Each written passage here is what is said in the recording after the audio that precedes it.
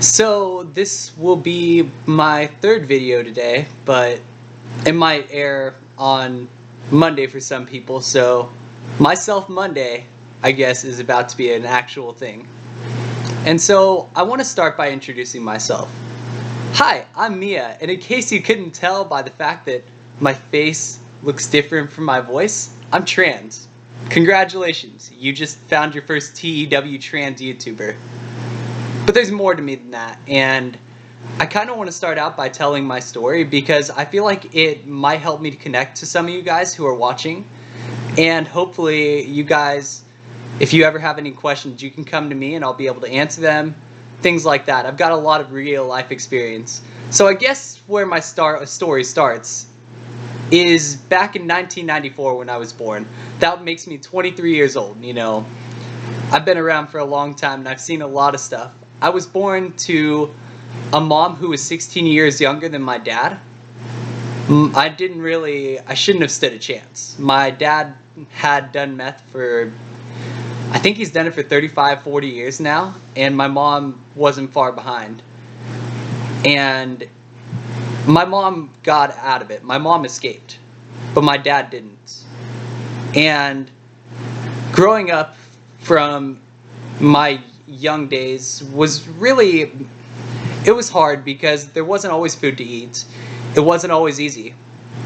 My mom had to work 2 to 3 jobs to be able to support us, and my dad had control of all the money, and he wasn't exactly the most attentive guy in the world, but he and I did spend time together on several occasions, and I wouldn't take back that time for anything in the world.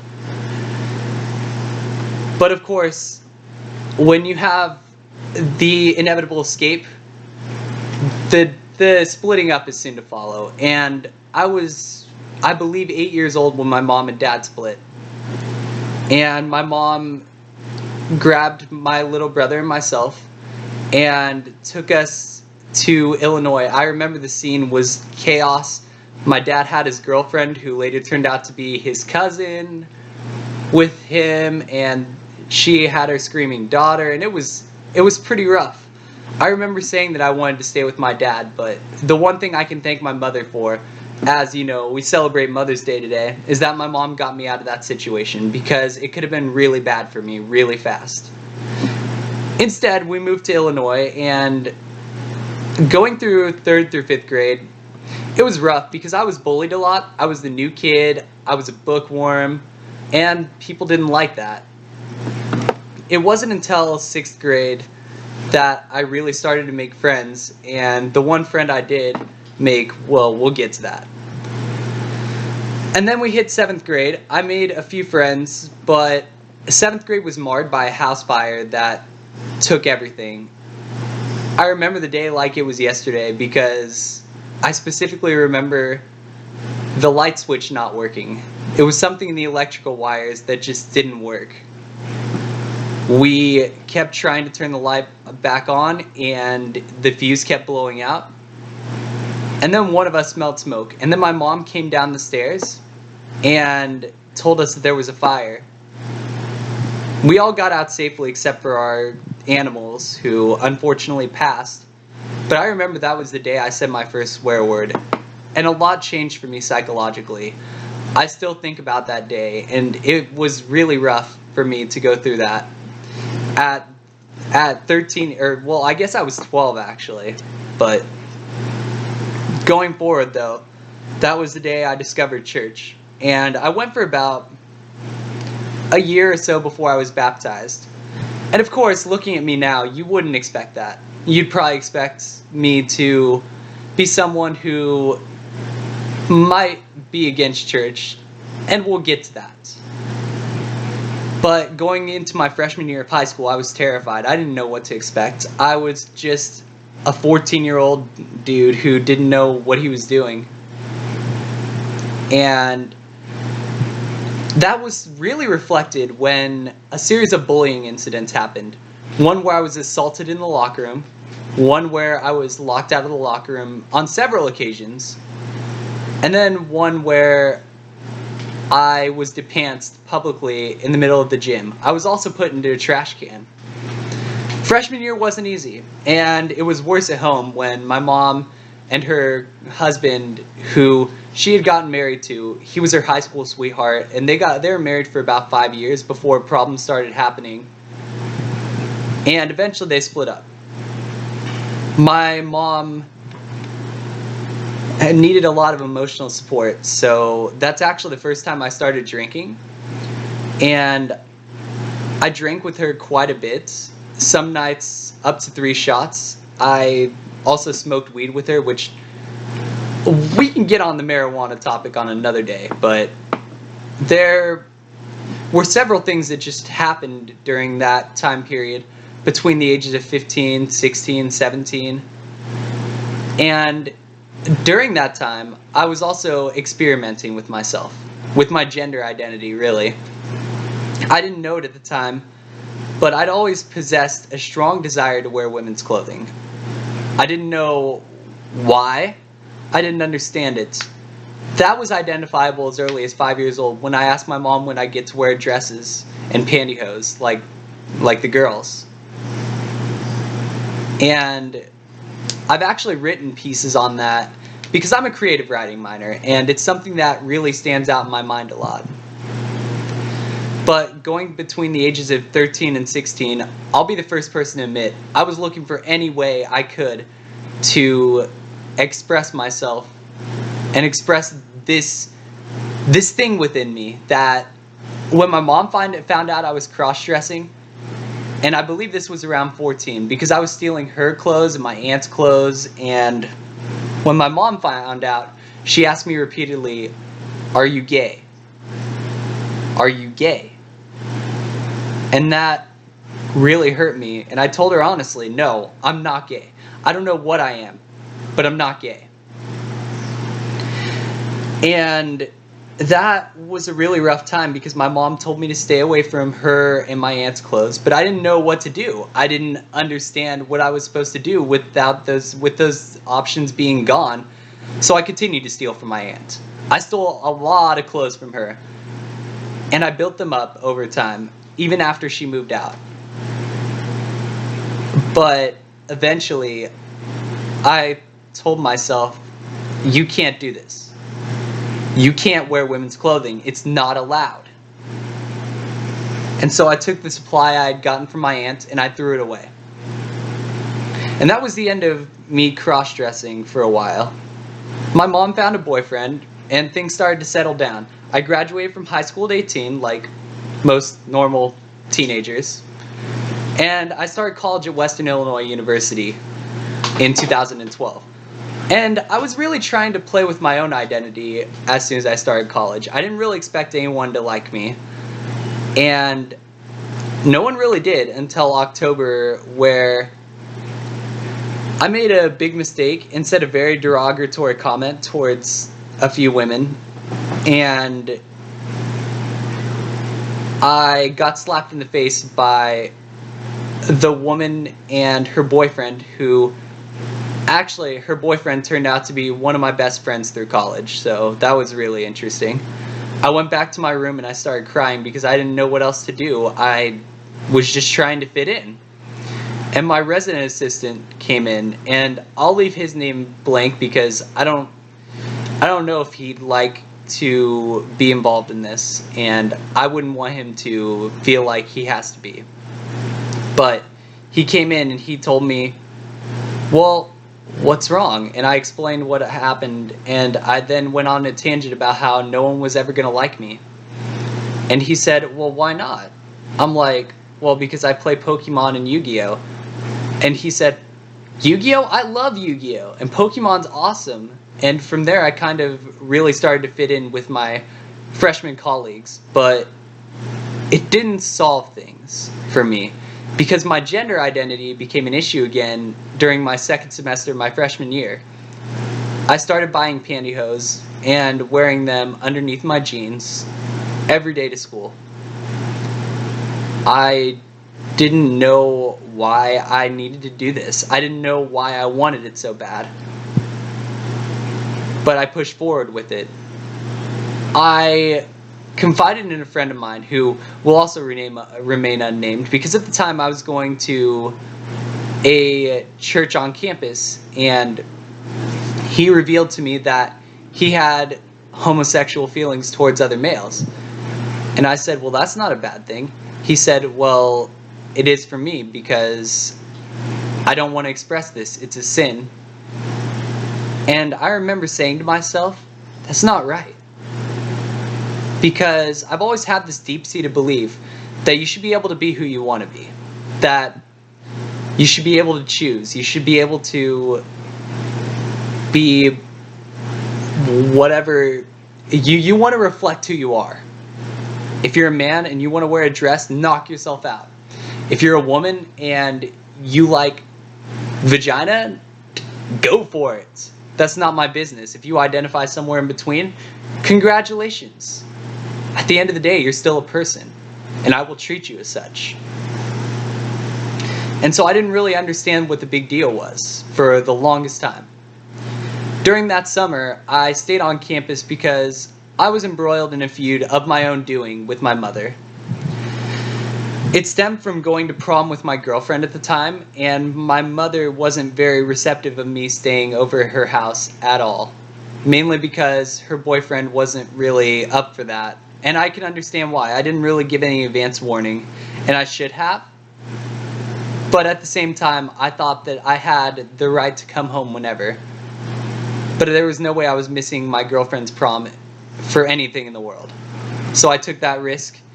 It paid off. My mom eventually let me stay with her, but that was the last time I stayed with her for a long time. So I stayed the summer in Macomb, and my roommate, who he was such an awesome person and still is to this day.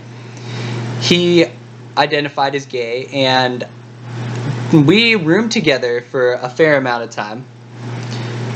During the summer, though, I found myself running out of food. I worked a job for the school newspaper that paid me $15 an article if I wrote well, but it was only enough to get me ramen noodles. So for the better part of 3 months, I ate ramen noodles until the people who I call Granny and Gramps to this day came and they helped me through things. They helped me eat, they helped me survive. And that brings me into the fall semester of my sophomore year. And I outed my gay roommate to start the semester, which I didn't know was a big thing. I didn't think it was a big deal. I thought, hey, you know, whatever. But when he found out I outed him, we did not talk again for a while. We didn't room together. I moved out. And during that same period of time, I was still with my girlfriend, who, to this day, very supportive person. I am very thankful to have had the time with her that I did. We got to March of my sophomore year, though, and we had to break up. There wasn't enough time to see each other, and with my budding sexuality, which I eventually got to the point where I started wearing women's clothing in my spare time, and during sex, I would have my girlfriend call me by the name Emily Raven, which was a name I made myself for the purpose of feeling like a woman when we were having sex. And I didn't really think anything of it, which in retrospect, that's probably a lot of the reason why we broke up. But I stumbled into another depression. The depression that I hadn't felt since after the junior year of high school, when I lost a girlfriend who I'd been dating online for a long time. Several months. I didn't really know how to advance from that, nor did I know how to recuperate from this depression. And it wasn't until October of my junior year that I started to feel happy again. And that was because somebody by the name of Brighton came. And Brighton I will use in this because she was very instrumental, as was her father, in who I've become. A few months after we started dating, I really was hiding things from Brighton. I was hiding things from everyone around me, in fact. I was cross-dressing a lot more frequently, and I'd read an article, and this article was one that was in Cosmo magazine, actually, and it was written about Laura Jane Grace, who, if you guys don't know her, she's the lead singer of a band, fantastic band, called Against Me, and she said that she always felt like there was something with her that was different. She also went through a lot of the same stuff I did, getting a collection of clothes and throwing them away. And when I read that article, I identified with it so strongly that I knew there was nothing else in this world I wanted to be more than a woman.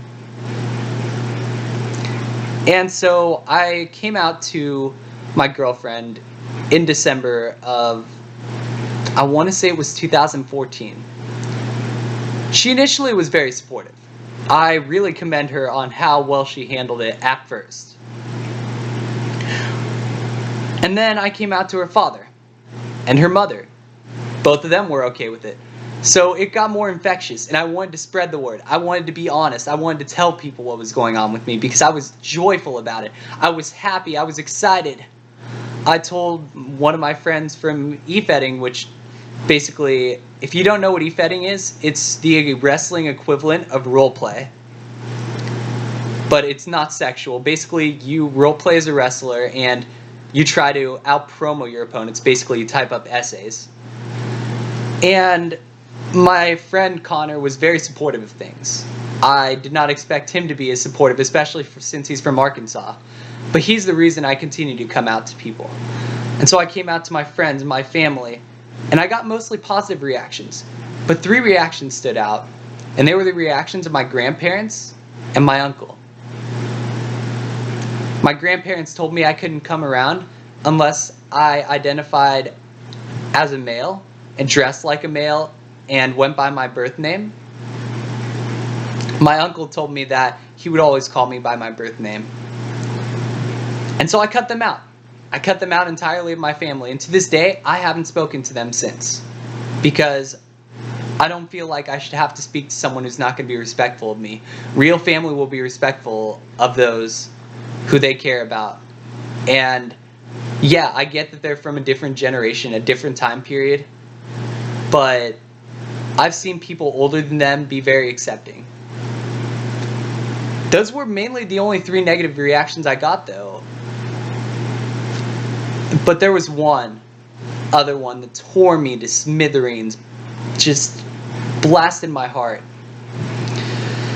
My best friend from 6th grade to when I was 20, he told me that he couldn't hang out with me anymore because I'm trans unless I acted normal. And that broke my heart because that was somebody I didn't expect to betray me like that. I figured he'd had some clue that there was something up with me because I'd asked him a few questions as to his sexual identity. I'd asked a lot of things, and I'd always been very myself around him, which meant that I'd always been a little more feminine than I probably should have been in retrospect. But he told me I couldn't hang around with him, and that tore me up inside. To this day, I haven't been able to get him to speak to me again, although I have tried. With that in mind, I started transitioning. I started hormones in July of 2015, so I'm coming up on 2 years of hormones now, which is really nice. But things started going south from there. My girlfriend and I would see each other less and less. Her dad and I were always working together, and her dad and I actually had a really, really strong bond. But my girlfriend and I would always get in arguments, and eventually, in mid-August of 2015, we split. That wasn't good because my doctor was up there, the person who was giving me rides everywhere was up there, and I couldn't play Yu-Gi-Oh anymore, which is why I kind of sold all my cards later on that year, but that's kind of a minor detail. It was a struggle, and I really was depressed for a while, but I also understood that I needed to move on. So I started being more social at school. And that led to bigger things. I joined Unity, which I stopped attending Unity in probably November of 2016. Not because I was like mad at them or anything, but because I just didn't have as much time as I used to, and I regret that to a point. But I also think that it was instrumental in the way things are now.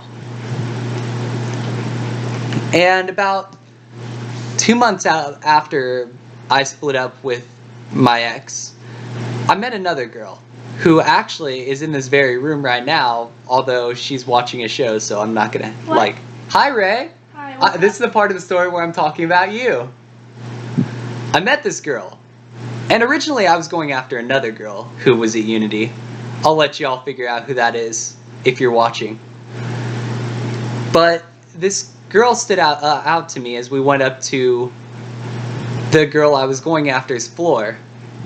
This girl's name was Ray, and there was something really different about her. She really stood out to me as just someone who I felt had a really interesting dynamic to her personality. And so after we finished up doing a family dinner thing, I guess it was, I can't overly remember the details of the day because of my enamoration towards this girl. We went to her floor and we watched a bunch of anime together. And after that was all said and done, it was about midnight that night. I remember Ray invited me over to her dorm room, and I was like really, really super nervous. My heart's just beating in my chest. One of these numbers. I didn't think that she knew I liked her at the time, which that's totally fine. I wouldn't expect that. We went into her room and we talked for a while, and I remember that she cried in my arms. The first night that we'd ever actually spent any semblance of time together, she cried in my arms, and I cried as well, and we just had a really great time. It was 6 a.m. when I finally decided to depart. We spent an increasing amount of time with one another until about September 24th, when we eventually decided to get together. We've been a little bit on and off since. We've had our issues where we've split up for a couple days, but we've gotten it mostly straight, and now I'm lucky to have been with her for about, I want to say, 1 year and 8 months. Correct me if I'm wrong. I'm lucky that she's here because I've needed her through time, because it's not an easy thing to essentially chase away a lot of your friends. It's not an easy thing when you go through as much as I have, and she's kind of been my rock through these last 20 months, so I'm always going to be thankful for that. The biggest issue we have really is that her family is very Catholic. Her family probably will never come to like me, which is something that I've always wanted, because I've always had a bond, at least some semblance of a bond, with the parents of those who I have dated. That being said, it hasn't stopped us, and so far, things are going really well, and I plan 2 years down the road, if we're still together, to hopefully be able to say, hey, maybe we can get married one day. You never know. But at this point, I'm 2 days removed from graduating the University of Western Illinois. I got my degree in journalism with a minor in creative writing. Next semester, I should be starting grad school in the Department of Communications. And honestly, I have a much brighter future than I should have, because all the odds I overcame growing up, it's just incredible to see myself here in the position I'm in, and I wouldn't trade any of my experience for anything in the world. Thank you all for watching, and honestly, there are a few people I'd like to thank specifically. I want to thank my mom, again, for getting me out of the bad situation I was in. I want to thank anyone who's ever sat there and told me, hey, you can't do this. because I went out and I graduated college and I'm achieving more than a lot of people ever have. I want to thank my girlfriend for being so supportive of me, even through the times when maybe she shouldn't have. I also would like to thank someone who's very special to me. My professor, who now goes by Dean. Dean, you have been just such a big help. I wouldn't have been able to survive as long as I did without the help that you've given me. I remember one night I had really been struggling because my girlfriend had left and it was approaching another Christmas holiday that I was going to be spending alone. I started cutting and stabbing at every piece of my body I could get a hold of. And then I snapped out of it, and the first person I contacted was my professor. And Dean took me in. Dean told me I could use his house until they came back, and I